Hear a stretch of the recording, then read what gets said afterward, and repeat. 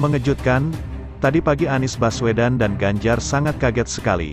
Setelah tahu ternyata Prabowo sah jadi presiden, bagaimana beritanya silakan simak baik-baik, karena hari ini ada 3 berita terbaru tentang Prabowo Gibran. Inilah berita yang pertama. Relawan anggap wacana Prabowo Gibran bentuk koalisi besar ide yang mengawang. Komunitas aktivis milenial Indonesia menyarankan agar pasangan calon Prabowo Subianto Gibran Rakabuming membentuk rumah transisi, seperti yang dilakukan Presiden Jokowi setelah unggul dalam pemilihan Presiden 2014. Ketua Umum Komunitas Aktivis Milenial Indonesia, Ilham Latupono mengatakan sampai hari ini KPU sudah merampungkan rekapitulasi perolehan suara Pilpres 2024 di hampir semua provinsi dengan hasil kemenangan mutlak pasangan Prabowo Gibran. Terlepas dari rencana gugatan 2 pasangan calon lain dan wacana hak angket di DPR, masyarakat bisa melihat proses rekapitulasi hasil penghitungan tingkat nasional berjalan fair dan terbuka. Menurut Ilham, kini masyarakat menunggu Prabowo Gibran merealisasikan janjinya untuk merangkul semua unsur dan kekuatan demi mewujudkan cita-cita besar Indonesia Emas 2045. Terlebih, lanjut dia, saat ini muncul ragam wacana terkait pembentukan pemerintahan baru yang akan dilantik pada Oktober tahun 2024. Salah satunya ide membentuk koalisi besar dan menjadikan Presiden Jokowi sebagai ketua koalisi besar pemerintahan Prabowo Gibran. Namun 2 wacana itu terlalu mengawang.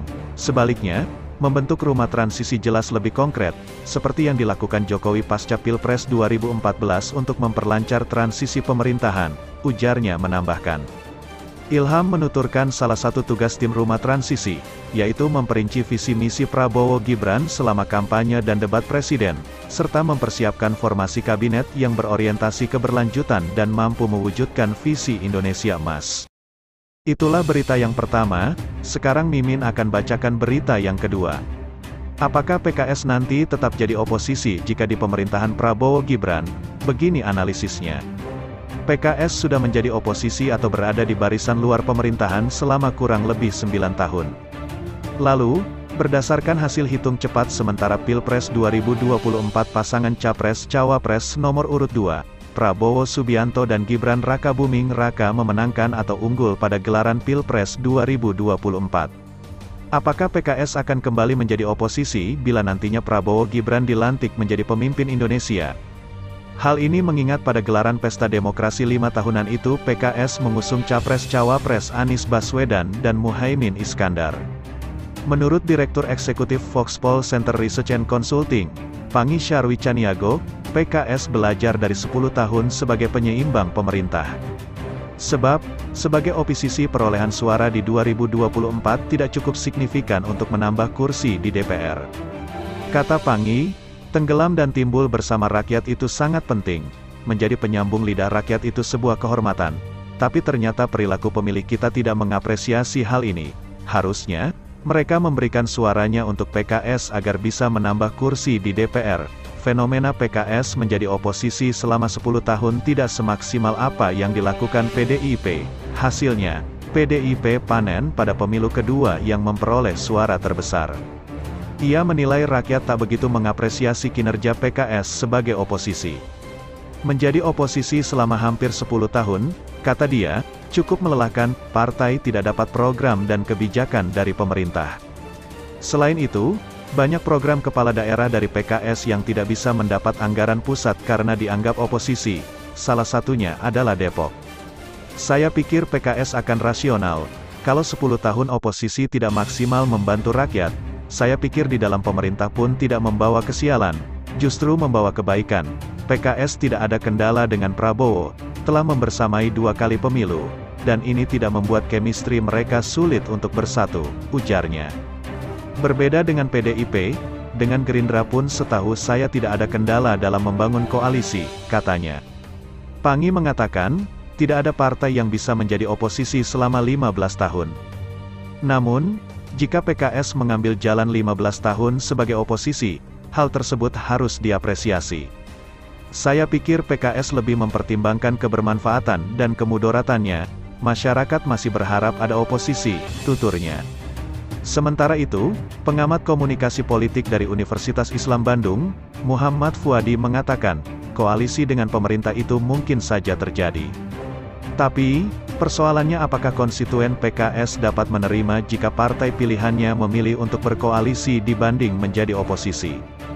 PKS adalah salah satu partai yang memiliki tingkat pragmatisme rendah. Partai ini relatif konsisten, berbasis ideologi keagamaan, baik di level elit maupun konstituennya, katanya. Pilihan menjadi oposisi juga sudah dilakukan sejak lama. Keputusan politik PKS biasanya memiliki resonansi yang sama dengan pemilih, artinya suara partai selaras dengan publiknya, imbuhnya. Itulah berita yang kedua, sekarang Mimin akan bacakan berita yang ketiga. Reaksi Gerindra dan PAN soal Golkar minta jatah 5 menteri di Kabinet Prabowo Gibran. Ketua Umum Partai Golkar Airlangga Hartarto menyebut partainya minimal mendapat 5 jatah menteri dari Kabinet Prabowo Subianto Gibran Rakabuming Raka jika terpilih pada pemilihan Presiden dan Wakil Presiden atau Pilpres 2024. Partai Gerindra dan Partai Amanat Nasional merespons pernyataan Airlangga. Menurut Ketua Harian DPP Partai Gerindra Sufmi Dasko Ahmad, permintaan Airlangga itu mungkin saja diwujudkan. Sementara, Wakil Ketua Umum PAN Viva Yoga Mauladi mengatakan pembahasan mengenai komposisi menteri masih terlalu dini untuk dibicarakan saat ini. Berikut pernyataan Gerindra dan PAN soal jatah 5 menteri dari Golkar seperti dihimpun dari Tempo. Kalau Gerindra mungkin bisa lebih, Sufmi Dasko Ahmad mengatakan, permintaan Airlangga soal porsi menteri partai beringin di Kabinet Prabowo Gibran mendatang mungkin saja diwujudkan. Menurut dia, nantinya komposisi kabinet akan disesuaikan dengan kinerja dan dukungan selama Pilpres. Kalau ada minta jatah menteri berapapun, itu kita lihat dari kinerja dan dukungan pada waktu Pilpres, kata Dasko dalam keterangannya kepada Tempo pada Ahad, tanggal 17 Maret tahun 2024. Bahkan, kata Dasko, tak hanya 5 kursi menteri, jika kinerja Partai Golkar memang maksimal untuk memenangkan Prabowo Gibran, Golkar bisa mendapat lebih dari yang diminta. Nah, sehingga jangankan 5, kalau kita nilai kerjanya maksimal mungkin bisa lebih, atau juga sebaliknya, ucap Dasko. Meski demikian, Dasko memastikan, persoalan komposisi kabinet ini merupakan hak prerogatif dari Presiden terpilih. Dia menyebut, Prabowo Gibran jika resmi diumumkan sebagai pemenang Pilpres 2024, akan berkomunikasi dengan partai-partai pendukung. Tentunya untuk masalah kabinet, kami akan bicarakan dengan partai-partai koalisi walaupun itu hak prerogatif Presiden. Jadi apapun itu nanti akan kita putuskan bersama, dan Pak Prabowo jika nanti sudah ditetapkan sebagai Presiden terpilih tentunya pertimbangan sendiri, ucap Dasko. Kalau PAN santai saja. Sementara Viva Yoga Mauladi mengatakan, pembahasan mengenai komposisi menteri juga masih terlalu dini untuk dibicarakan saat ini. Dia berharap semua pihak untuk menunggu hasil pengumuman pemenang pemilu 2024. Soal menteri terserah Presiden dan Wakil Presiden, toh itu masih lama, santai saja, ucap kepada Tempo pada Ahad, tanggal 17 Maret tahun 2024.